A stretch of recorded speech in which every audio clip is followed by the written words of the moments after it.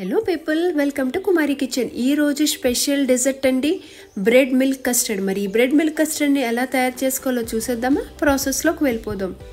ముందుగా 6 బ్రెడ్ స్లైసెస్ని తీసుకొని వీటిని ఒక్కొక్కటిని 4 పీసెస్ కింద మొత్తం అన్ని కట్ చేసుకొని వీటిని పక్కన ఉంచుకుందాం.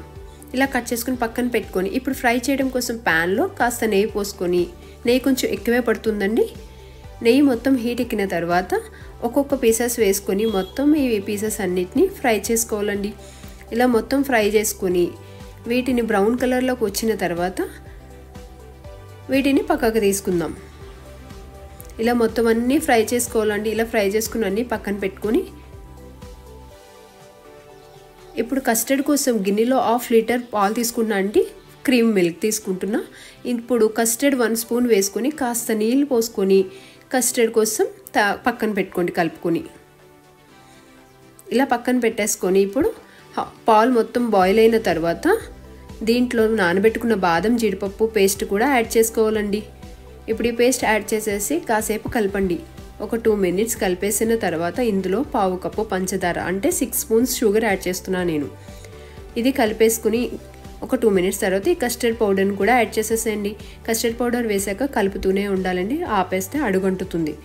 ఇప్పుడు కాస్త ఇలాచీ పౌడర్ కూడా యాడ్ చేసుకొని ఒక 2 మినిట్స్ కలపండి.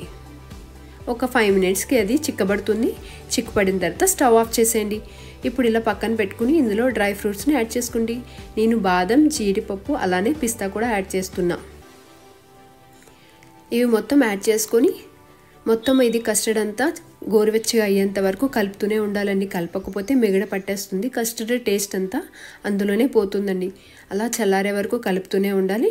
ఇప్పుడు ఇలాంటి ఒక బౌల్ తీసుకొని ఇందులో ఫ్రై చేసుకున్న ఈ పీసెస్ అన్నీ వేసేసి కొంచెం కొంచెం కస్టర్డ్ యాడ్ చేసుకుంటూ ఇలాగ ఇదే టైప్లో మొత్తం అన్నీ పెట్టుకుని ఇలా చేసుకోండి. ఇలా కస్టర్డ్ అంతా కొంచెం కొంచెం వేస్తూ ఇలా చేయండి.